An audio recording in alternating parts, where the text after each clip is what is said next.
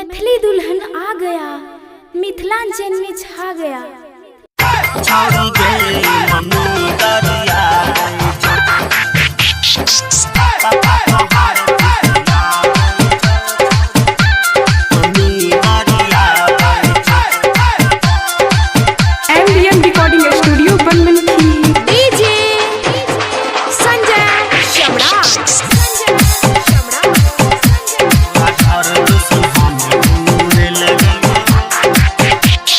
तोरा घर दुसुन हमें घूर लगलियो, तोरा घर दुसुन हमें घूर लगलियो, तोरा घर दुसुन हमें घूर लगलियो, तोरा सग जान हमें मिल लगलियो। सुन पापा तोहर खिसिया बैठो, छौरी गे मम्मी गरिया बैठो, छौरी गे मम्मी गरिया बैठो गे। तोरा घर दुसुन हमें घूर लगलियो, तोरा घर दुसुन हमें घूर लगलियो, तोरा घर दुसुन हमें घूर लगलियो, तोरा सगे जान हमें मिल लगलियो। सुन पापा तोहर खिसिया बैठो, छौरी गे मम्मी गरिया बैठो, छौरी गे मम्मी गरिया बैठो गे।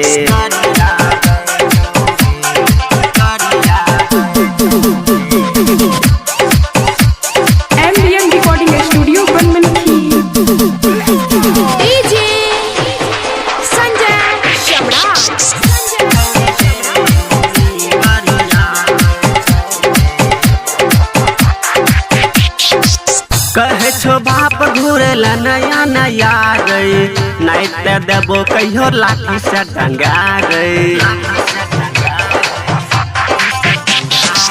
कहे छो बाप घूरे नहीं तू नया रे, नहीं ते देबो कहियो लाठी से डंगा गई, नहीं ते देबो कहियो लाठी से डंगा गई।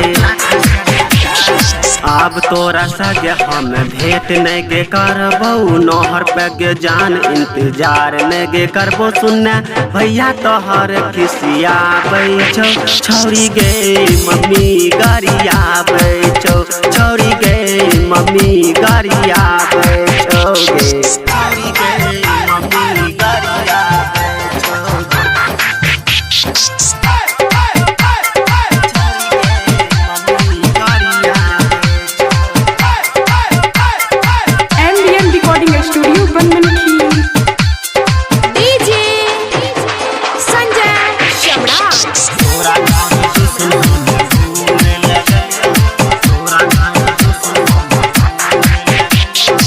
निकू मुनि के तुगे तोरली भरोसा, उमा शंकर का दाके गयासा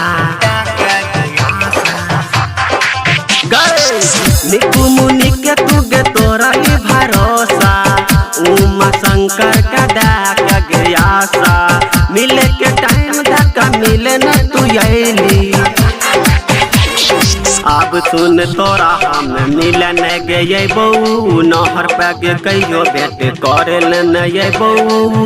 भैया तोहर खिसिया बैठो, छौरी गे मम्मी गरिया बैठो, छौरी गे मम्मी खिसिया बैठो गे। तोरा घर दुसुन हमें घूर लगलियो,